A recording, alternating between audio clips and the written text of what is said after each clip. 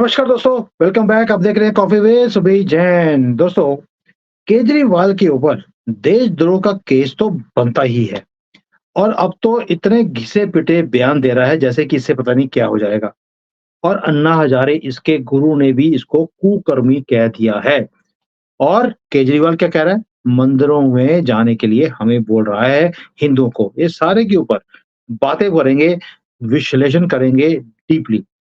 अब आप सोच के देखिए कि केजरीवाल का जो ये शीश महल था इस गरीब आम आदमी का, उसके ऊपर रेड हुई और इसके अंदर जो ईडी के अधिकारी थे, उन्हें कुछ लोगों के ऊपर जासूसी के सबूत मिले, जिसके अंदर सुप्रीम कोर्ट के जज, ईडी के जो लोग थे उनके ऊपर इवन की प्रधानमंत्री, गृह मंत्री, सबके ऊपर इसने जासूसी करने का इसने पूरा प्लान किया हुआ था। कुछ जासूसी के डॉक्यूमेंट भी इसके पास थे। ये सारे सबूत मिलने के बाद उसे देशद्रोह के केस में दोषी भी करार दे सकते हैं गवर्नमेंट। लेकिन एक ही शर्त है कि जो हमारे मियाँ लॉर्ड हैं, ये इसके ऊपर मेहरबानी ना कर दें, जैसे वो हमेशा ही देशद्रोहियों के साथ खड़े हुए दिखाई देते हैं। लिब्रांडो जो हैं और पैसे लेकर तो हमारे सुप्रीम कोर्ट के जजेस हों, हाई कोर्ट के जजेस हों, कभी भी बिकने को तैयार रहते हैं और बेल की फाइल तो देखते ही इनको लगता है मुँह में पानी आ जाता है कि भई बेल की फाइल आई है, इसके ऊपर सुनवाई तो बनती ही है। बाकी केसेस के लिए जो 5 करोड़ केसेस पेंडिंग पड़े हैं कोर्ट्स के अंदर, टाइम किसके पास है? क्योंकि पैसे तो मिलने नहीं है और केजरीवाल को तो अगर बेल देनी है, तो मेहरबानी से 500, 600, 1000 करोड़ रुपए तो ऐसे ही न्यौछावर कर देगा केजरीवाल इनके ऊपर। इतना घबराया हुआ है जेल के अंदर बैठकर। और केजरीवाल का देखिए इस बार हुआ क्या? मीडिया ने कोई हरकत नहीं करी। जब उसकी गिरफ्तारी करी गई, उसके माता-पिता के चरण छूने की कोई या आशीर्वाद लेने की कोई भी वीडियो नहीं दिखाई गई। भागता रहा ये अदालतों में, लेकिन गांधी जी की समाधि के ऊपर अनशन करने नहीं गया। कोई भी मीडिया के सामने ऐसी हरकत नहीं हुई, क्यों? क्योंकि छापा ही जैसे ही हाई कोर्ट ने बोला कि भाई अगर आपके पास ईडी के पास इतने पुख्ता आपके पास सबूत थे तो अभी तक आपने गिरफ्तार इस बंदे को किया क्यों नहीं? और ईडी ने बोला सर आप ही की मेहरबानी है, हमें पता था कि आपके पास आएंगे, आपने तो 1 घंटे में इसे रिहा कर देना है, इसीलिए हम पकड़ नहीं पाए। अभी आपने परमिशन दे दी है, आधे घंटे में पकड़ लेंगे। तो इसको प्लानिंग का मौका ही नहीं मिला इस कंजरवाल को। और अब हुआ क्या? अन्ना हजारे, जिसके सर के ऊपर पैर रखकर बच्चों की झूठी कसम खाकर ये सत्ता में आया, उनके जो इसका जो गुरु था उसने भी कह दिया कि केजरीवाल को अपने कर्मों का फल मिल रहा है और ये होना ही था। उसने मेरी बात नहीं मानी, ये अन्ना हजारे बोल रहे हैं।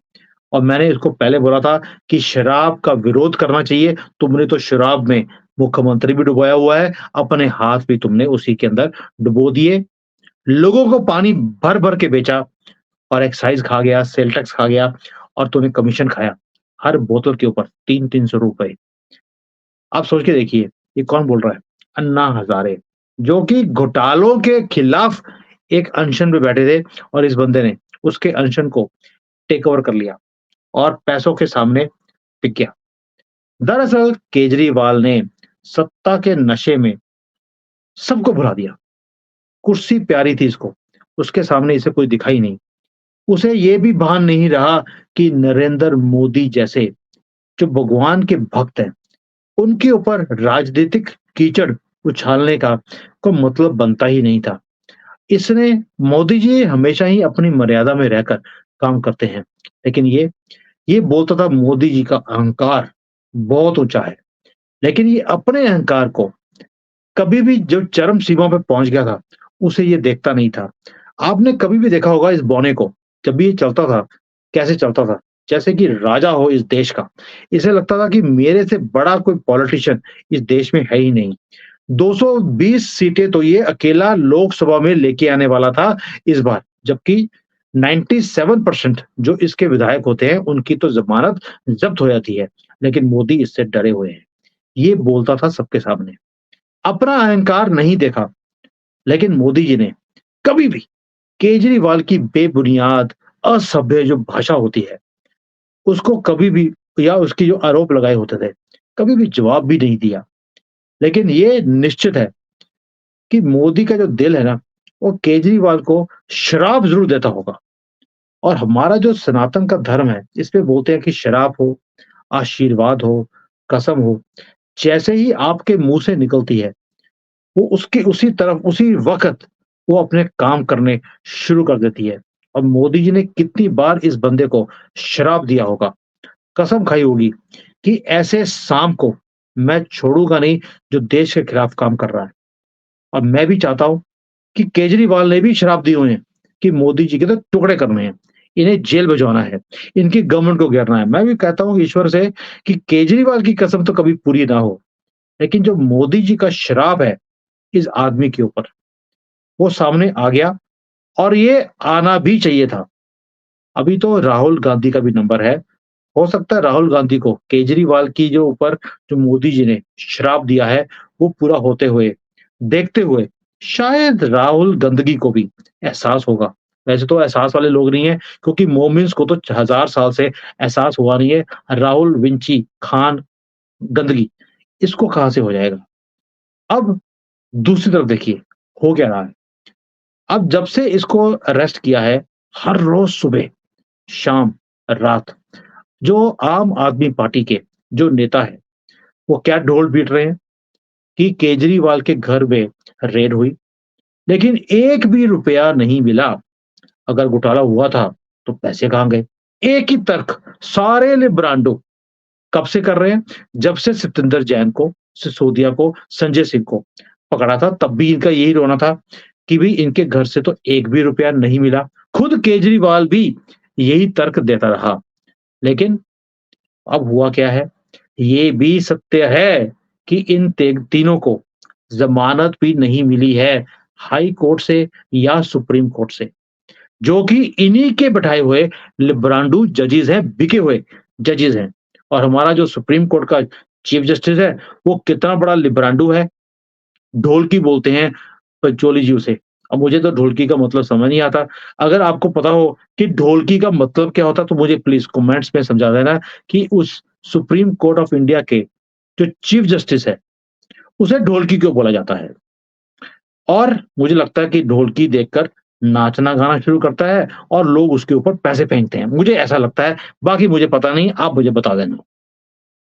और वही ढोलकी वाला चीफ जस्टिस ने क्या बोला है? सुप्रीम कोर्ट ने बोला कि 338 करोड़ रुपए की गड़बड़ी मिली है, साफ दिखाई दे रही है, इसलिए इन्हें ज़मानत नहीं दे सकते। ओ भाई, जो 3 नेता अंदर थे, उन्हें ज़मानत नहीं मिली। अदालतों के चक्कर मारते रहे, लेकिन सबूत ही इतने पुख्ता थे, इतना प्रभावशाली ये लोग थे, उसके बावजूद इनको ज़मानत नहीं दी गई और ये बोल दिया गया कि अगर इन्हें ज़मानत दी, तो ये सारे सबूतों में छेड़-छाड़ कर सकते हैं, उन्हें नष्ट कर सकते हैं, इसलिए इन्हें ज़मानत नहीं दी जा सकती। अब केजरीवाल तो मुख्यमंत्री हैं, उनके पास तो इससे भी ज़्यादा शक्ति है, इन 3 लोगों से ज़्यादा, सबूतों को खत्म करने की। मतलब साफ है, जब वो 3 लोगों को ज़मानत नहीं मिली, केजरीवाल को भी नहीं मिलेगी। बस एक ही शर्त है कि ये हमारे बिके हुए जजेस कहीं मेहरबान ना हो जाएँ पैसे लेकर। अब आप देखिए इसकी पत्नी, इनके मैंने कार्यकर्ता समझा दिए आपको, इनका इकोसिस्टम समझा दिया। अभी केजरीवाल की पत्नी, सुनीता केजरीवाल, उसने उसका एक बयान आया, मीडिया में पढ़ा गया, न्यूज़ के पोर्टल्स के ऊपर हेडलाइन थी। उसमें बोला गया हिंदुओं को, केजरीवाल ने कहा है मंदिरों में जाइए और मेरे लिए दुआ माँगिए। वैसे तो मंदिरों में दुआ माँगने की बात की गई है। अब इसका मतलब क्या है? मतलब ये है कि मंदिरों में कौन जाएगा? मंदिरों में जाएँगे हिंदू और हिंदू केजरीवाल के लिए मंदिरों में जाकर प्रार्थना करें, जबकि ये खुद क्या करता है? पैसे लुटाता रहा, दिल लुटाता रहा मस्जिदों के इमामों के ऊपर। वक्फ बोर्ड के ऊपर।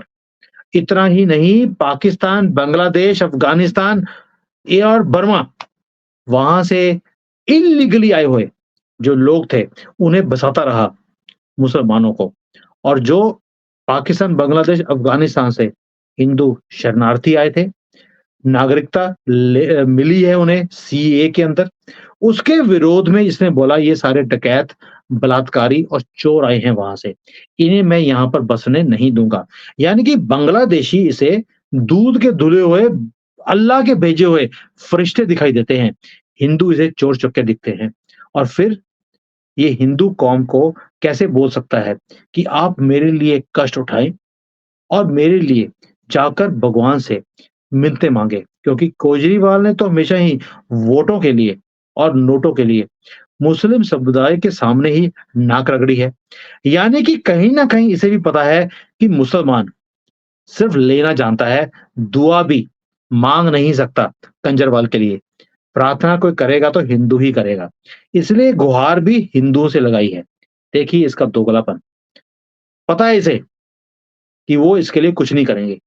वो सिर्फ़ लूटने के लिए आए हैं और इसकी इज़्ज़त तो लुट गई, अब वो इसके लिए कुछ नहीं करने वाले। अब बात यहीं पर खत्म नहीं होती। दिल्ली हाई कोर्ट के आदेश के बाद गिरफ्तार तो हो गया और जब ये कोर्ट में जिस कोर्ट ने गिरफ्तारी करी है, उसी कोर्ट में चुनौती देने के लिए भी पहुँच गया। सुप्रीम कोर्ट में गया था, सुप्रीम कोर्ट ने फाइल उठाकर बाहर फेंक दी। मेरे पास आने की ज़रूरत नहीं है। क्यों?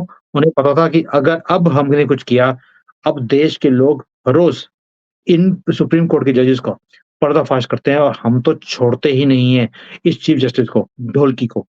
और जिस कोर्ट में गिरफ्तारी हुई है इसकी, वहाँ पे रोक लगाने के लिए इसने याचिका दायर करी और बोला कि भैया अभी-अभी कोर्ट खोलकर मेरे लिए छुट्टी वाले दिन मेरी सुनवाई की जाए। और कोर्ट ने बोल दिया 27 को आना, अभी टाइम नहीं है। और 27 को क्या हुआ? 27 को बोल दिया 1 अप्रैल को तेरा अप्रैल फूल परमानेंटली बनाया जाएगा। दोस्तों, जो इस देश है, देश को सावधान रहने की ज़रूरत है ऐसे लोगों से।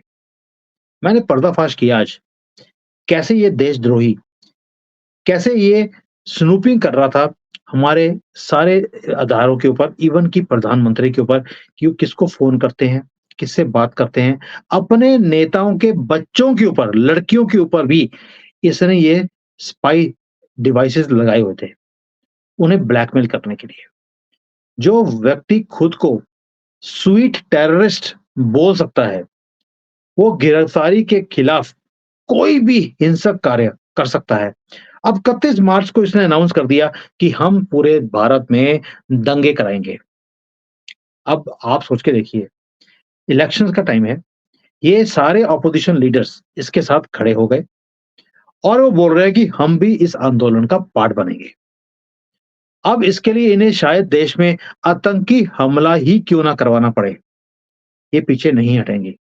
और इसका वही चड्डी वाला राघव चड्ढा, वो भी लंदन लंदन में देशद्रोही लोगों के साथ बैठा हुआ है, प्लानिंग्स कर रहा है। आपको लगता है वो ऐसे ही चला गया? क्या कुछ कर रहा होगा, आप भी जानते हैं। और वहाँ पर आपकी इन्फॉर्मेशन के लिए सोरोस और ओबामा दोनों भी पहुँचे हुए हैं, ये देखने के लिए कि भारत में जो चुनी हुई सरकार है, इसे कैसे गिराया जाए और दोबारा नहीं आने देना देना चाहते वो लोग। इसके ऊपर मैंने डिटेल में वीडियो बनाया है और वो भी आप जाकर देख सकते हैं। सो दोस्तों, ये है इसका देशद्रोही एजेंडा। इसका जो राघव चड्ढा किस-किस से मिला है, मैंने उसके ऊपर भी डिटेल में वीडियो बनाया था कल, आपने देखा होगा।